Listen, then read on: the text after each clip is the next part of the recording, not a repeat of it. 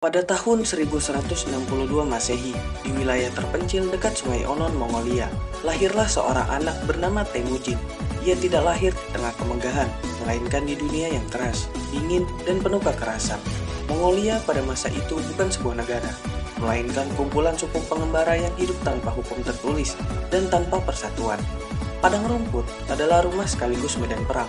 Antar suku saling menyerang demi ternak, wanita, kehormatan, pembunuhan, penculikan, dan balas dendam turun-temurun adalah bagian dari kehidupan sehari-hari. Di dunia yang seperti ini, hanya dua pilihan yang tersedia, menjadi kuat atau lenyap. Ayah Temujin, Yesugei, adalah kepala suku kecil dari klan Borkigin.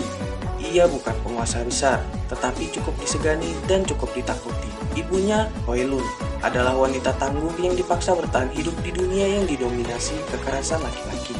Dari keduanya, Temujin mewarisi keberanian, ketahanan, dan tekad yang keras. Sejak awal hidup, Temujin sudah ditempa oleh dunia yang tidak mengenal ampun. Ketika Temujin masih berusia sekitar 9 tahun, ayahnya diracuni oleh suku Tatar, musuh lama keluarganya. Racun itu membunuh Yesugei secara perlahan, dan kematiannya menjadi awal dari kehancuran total keluarga Temujin. Begitu Yesugei meninggal, para pengikutnya pergi. Klan yang sebelumnya tunduk kini meninggalkan Hoelun dan anak-anaknya tanpa rasa bersalah. Dalam tradisi Mongolia, keluarga tanpa pemimpin dianggap beban yang tidak layak dipertahankan. Hoelun dan anak-anaknya dibuang ke alam liar, tanpa ternak, tanpa senjata, tanpa perlindungan. Mereka hidup dari akar tanaman, ikan yang kecil, dan sisa bangkai hewan. Musim dingin Mongolia yang brutal membuat kelaparan menjadi ancaman konstan. Di masa inilah Temujin belajar bahwa dunia tidak memberi belas kasihan. Jika ia ingin hidup, ia harus merebut kendali atas nasibnya sendiri. Tekanan hidup memicu konflik di dalam keluarga, dalam perebutan makanan dan kekuasaan yang kecil. Temujin membunuh saudara tirinya, yaitu Behter. Ini adalah pembunuhan pertama dalam hidupnya, dan bukan dilakukan karena ambisi, melainkan demi bertahan hidup. Peristiwa ini menandai perubahan besar. Temujin mulai meninggalkan peran sebagai korban, dan beralih menjadi sosok yang berani mengambil keputusan yang ekstrim. Tak lama kemudian, ia ditangkap oleh suku Tayeciut. Temujin dijadikan budak. Lehernya dipasangi balok kayu besar sebagai tanda kehinaan. Ia diperlakukan sebagai barang, dipamerkan, dan diawasi dengan ketat. Namun Temujin tidak pernah menyerah.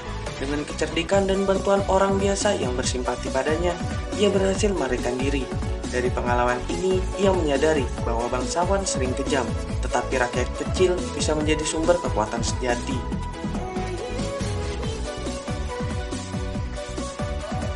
Temujin menikahi Borte, wanita yang telah dijodohkan dengannya sejak kecil. Pernikahan ini memberinya stabilitas dan koneksi politik. Namun kebahagiaan itu segera direnggut. Borte diculik oleh suku Merkit sebagai balas dendam atas masa lalu ayah Temujin. Penculikan ini adalah penghinaan besar terhadap kehormatan Temujin dan bukti bahwa ia belum cukup kuat untuk melindungi apa yang ia miliki. Untuk menyelamatkan Borte, Temujin membangun aliansi dengan Tohurul serta Jamukha, sahabat masa kecilnya. Bersama-sama mereka menghancurkan Merkit dan merebut kembali Borte. Namun dari sinilah Temujin mulai memahami kekuatan aliansi, sekaligus rapuhnya persahabatan dalam dunia politik. Jamukha dan Temujin tumbuh bersama, tetapi memiliki visi yang sangat berbeda. Jamukha percaya kekuasaan hanya milik bangsawan berdarah murni. Temujin percaya kekuasaan harus diberikan kepada mereka yang paling mampu dan setia. Perbedaan ini berubah menjadi perang saudara yang brutal. Mongolia terpecah. Pertempuran demi pertempuran terjadi di padang rumput yang luas dan tanpa perlindungan. Temujin memenangkan hati rakyat di Lata dengan membagi rampasan perang secara adil dan melindungi pengikutnya. Perlahan pasukan Jamukha melemah. Ketika Jamukha akhirnya tertangkap, Temujin menawarkan pengampunan, tetapi Jamukha menolak dan memilih mati. Dengan kematiannya, sistem lama Mongolia pun runtuh. Pada tahun 1206 Masehi, sebuah kurultai besar digelar.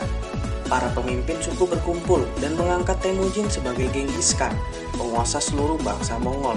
Ia menciptakan hukum yasa, hukum keras yang menegakkan disiplin, kesetiaan, dan keadilan. Tidak ada lagi bangsawan istimewa, semua orang dinilai dari kemampuan dan loyalitas. Untuk pertama kalinya, Mongol bersatu di bawah satu pemimpin absolut. dari padang rumput yang terpencil, sebuah kekuatan baru siap mengguncang dunia. Genghis Khan membangun pasukan yang belum pernah ada sebelumnya. Setiap prajurit adalah pemanah berkuda terlatih yang mampu bergerak cepat, bertahan lama, dan bertempur tanpa lelah. Taktik Mongol mengandalkan kecepatan, tipu daya, dan teror psikologis. Musuh sering menyerah, bahkan sebelum pertempuran dimulai. Kota yang menolak menyerah dihancurkan tanpa ampun sebagai peringatan bagi yang lain. Nama Genghis Khan menyebar sebagai simbol kehancuran yang tidak terhentikan. Target besar pertama adalah dinasti Jin di Cina Utara. Benteng, tembok yang tinggi, dan pasukan besar tidak mampu menghentikan pasukan Mongol. Mongol belajar teknologi pengampungan dari musuh yang mereka taklukkan. Kota demi kota jatuh, Beijing kuno dibakar, Cina menjadi ladang pembuktian kekuatan Mongol dan sumber daya besar bagi kekaisaran. Awalnya, Genghis Khan ingin berdagang dengan kekaisaran Khwarezmia, namun pembunuhan utusan Mongol dianggap sebagai penghinaan terbesar. Balasannya adalah kehancuran total. Asia Tengah dilanda badai Mongol. Kota-kota megah seperti Bukhara, Samarkand, dan Urgench dihancurkan. Penaklukan ini mengguncang dunia Islam dan membuka jalan Mongol menuju Eropa.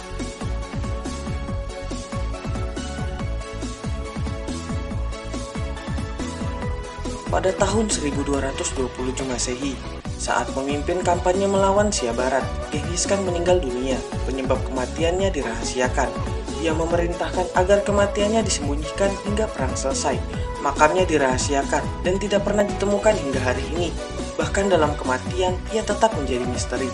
Setelah wafat, anak dan cucunya melanjutkan penaklukan, membangun kekaisaran darat terbesar dalam sejarah umat manusia. Dari anak buangan padang rumput, Temujin menjadi Genghis Khan, sosok yang mengubah arah peradaban selamanya.